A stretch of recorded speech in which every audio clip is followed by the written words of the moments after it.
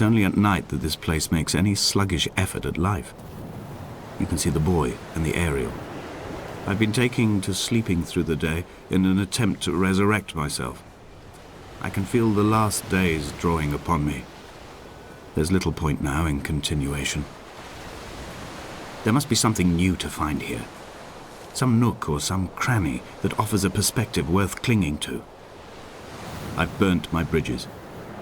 I've sunk my boats and watched them go to water.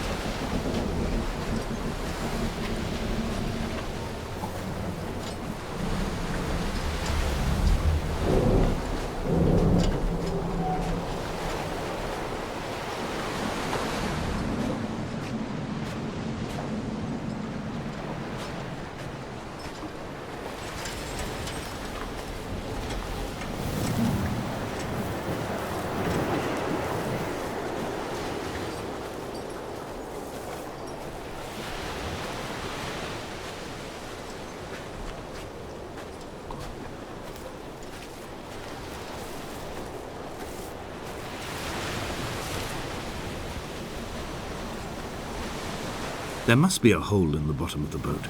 How else could new hermits have arrived?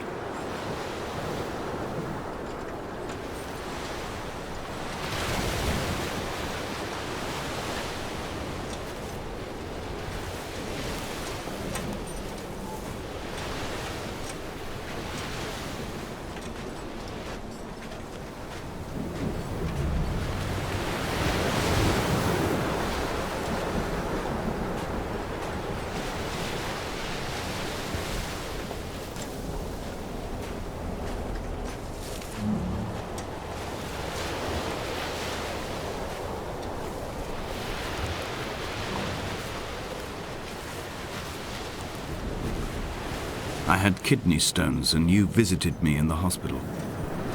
After the operation, when I was still half submerged in anesthetic, your outline and your speech both blurred. Now my stones have grown into an island and made their escape, and you have been rendered opaque by the car of a drunk.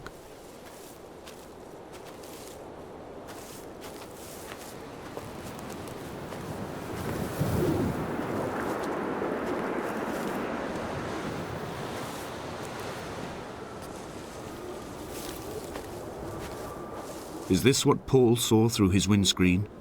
Not Lot's wife looking over her shoulder, but a scar in the hillside, falling away to black forever.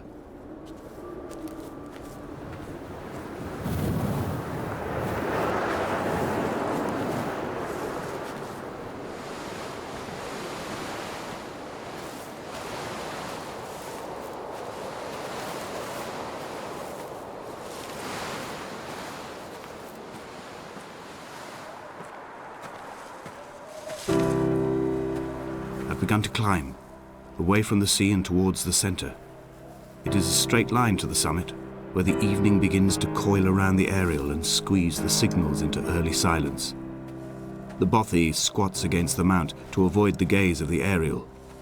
I too will creep under the island like an animal and approach it from the northern shore.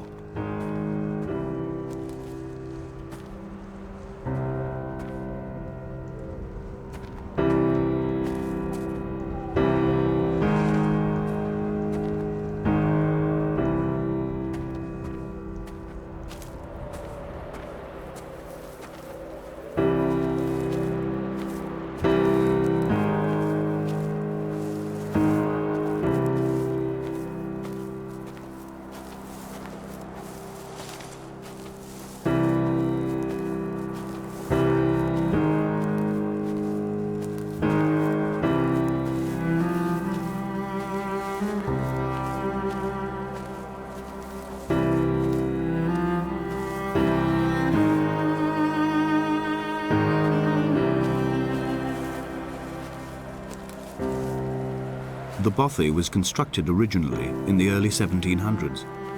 By then, shepherding had formalized into a career. The first habitual shepherd was a man called Jakobsen, from a lineage of migratory Scandinavians. He was not considered a man of breeding by the mainlanders.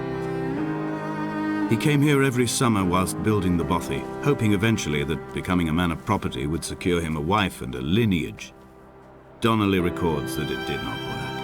He caught some disease from his malcontented goats and died 2 years after completing it. There was no one to carve white lines into the cliff for him either.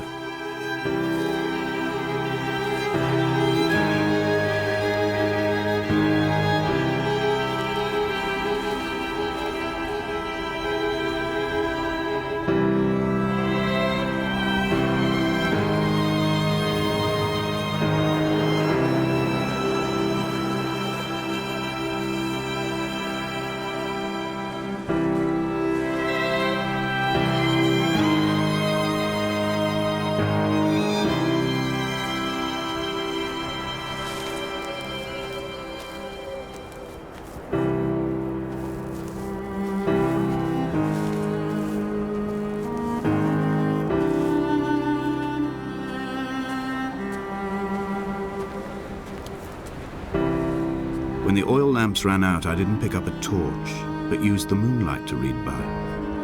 When I've pulled the last shreds of sense from it, I will throw Donnelly's book from the cliffs and perhaps myself with it. Maybe it will wash back up through the caves and erupt from the spring when the rain comes, making its return to the hermit's cave. Perhaps it will be back on the table when I wake. I think I may have thrown it into the sea several times before.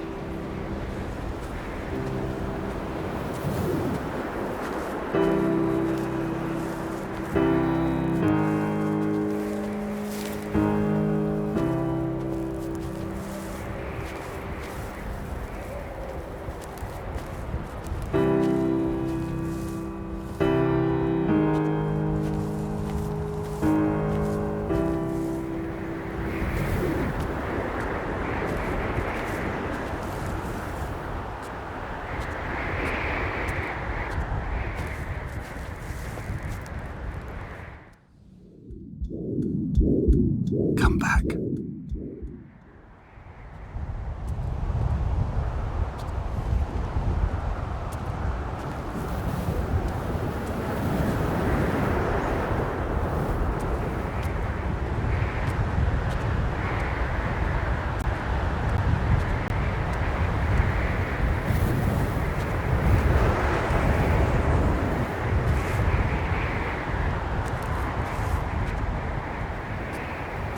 What to make of Donnelly, the laudanum and the syphilis? It is clearly not how he began, but I've been unable to discover if the former was a result of his visiting the island or the force that drove him here.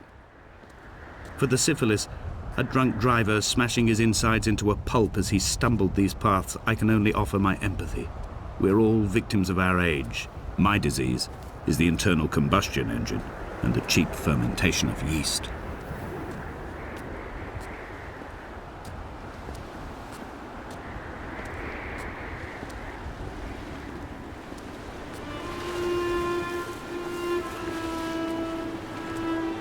They found Jakobsen in early spring. The thaw had only just come. Even though he'd been dead nearly 7 months, his body had been frozen right down to the nerves and had not even begun to decompose. All around him, small flowers were reaching for the weak sun. The goats had adjusted happily to life without a shepherd and were grazing freely about the valley. Donnelly reports they hurled the body in fear and disgust down the shaft, but I cannot corroborate this story.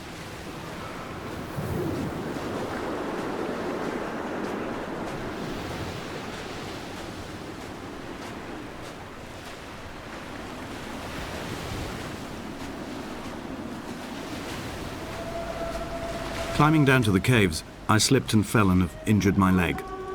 I think the femur is broken. It is clearly infected.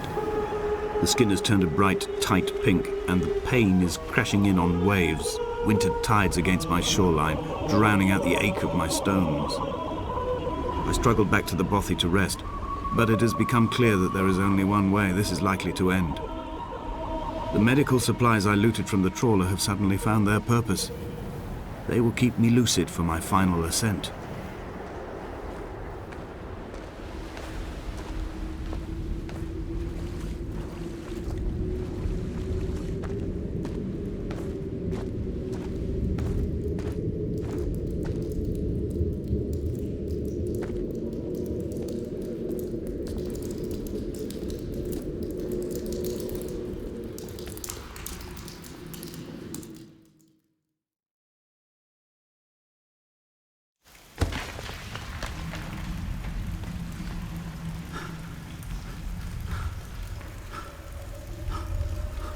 Did Jakobsen crawl this far? Can I identify the scratches his nails ruined into the rocks? Am I following him cell for cell, inch for inch? Why did he turn back on himself and not carry through to the ascent?